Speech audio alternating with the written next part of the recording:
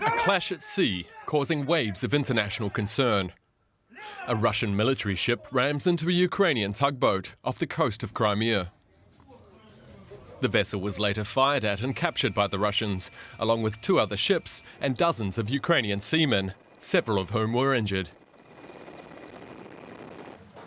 The United Nations Security Council held an emergency meeting where Western countries accused Russia of stoking an already deadly war with Ukraine.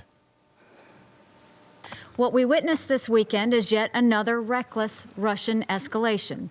It is an arrogant act that the international community must condemn and will never accept. In response, Russia's representative said the Ukrainian ship had violated its territorial waters. Moscow says the incident was a provocation by Ukrainian President Petro Poroshenko to boost his support in upcoming elections. In Kiev, Poroshenko has declared a state of martial law for 30 days, but insisted it would not interfere with the looming presidential vote. In Brussels, NATO Secretary General warned Russia that its actions would have consequences. There is no justification for the use of military force against Ukrainian ships and naval personnel. So we call on Russia to release immediately the Ukrainian sailors and ships it seized yesterday. And we call for calm and restraint. Sea traffic is again flowing through the disputed waters after Russia briefly blocked the crucial passage.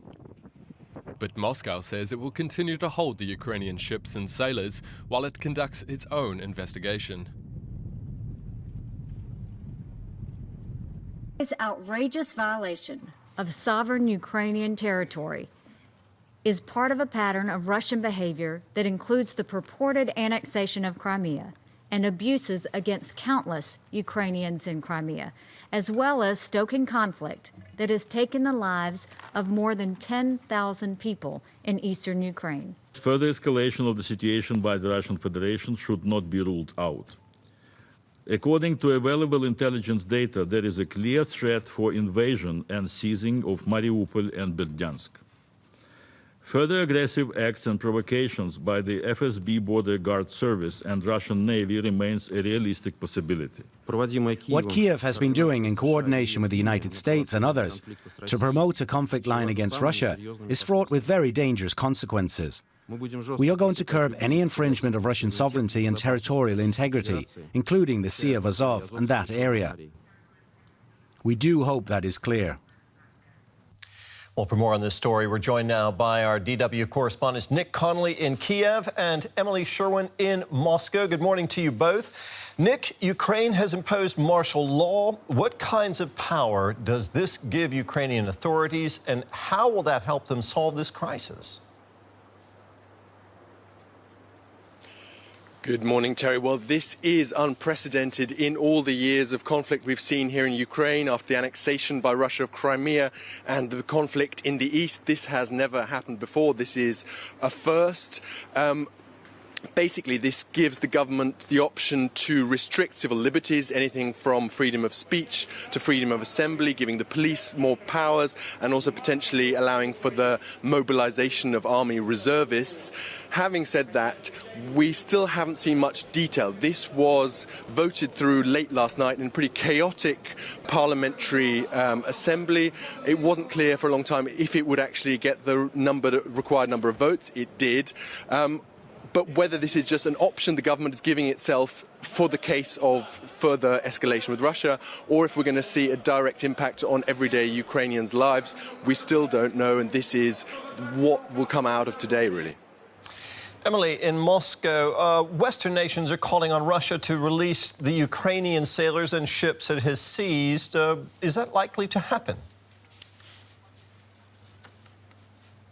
Well, Terry, it doesn't seem like there will be a concession on that issue from Russia anytime soon, especially because Russia considers that it's captured those vessels and those sailors absolutely legally. They absolutely here in Russia see that they acted correctly and according to Russian and international law. In fact, the Russian side has very much been categorizing what happened as a Ukrainian invasion.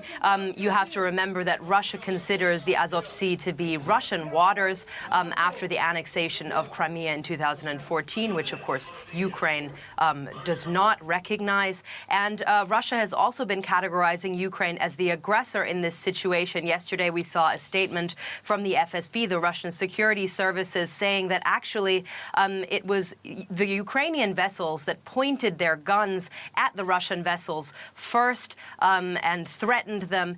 So very much Russia categorizing Ukraine as being in the wrong and Ukraine as being the aggressor here. So I don't think any concessions on the crew and the vessels that were captured anytime soon, Terry.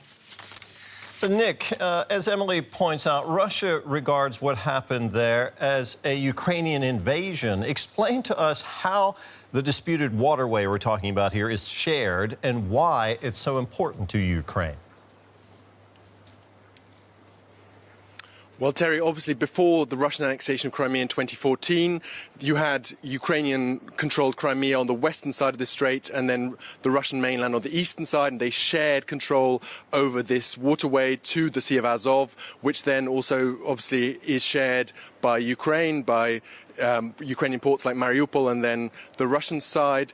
Since Russia took over Crimea, basically they have also had de facto control over access to the Sea of Azov, something that Ukraine and the West obviously do not recognize. But this is crucial not just for Crimea. This is not just something about sovereignty in an abstract sense. This is also about Donbass, about the other conflict that Ukraine has with Russia, because tens of thousands of jobs depend on the ports on the Sea of Azov being able to get trade in and out. If this sea turns into a military zone with no real access from outside, that could really destabilize the situation in the east of Ukraine, where it had seemed in recent months that things had become calmer and more stable.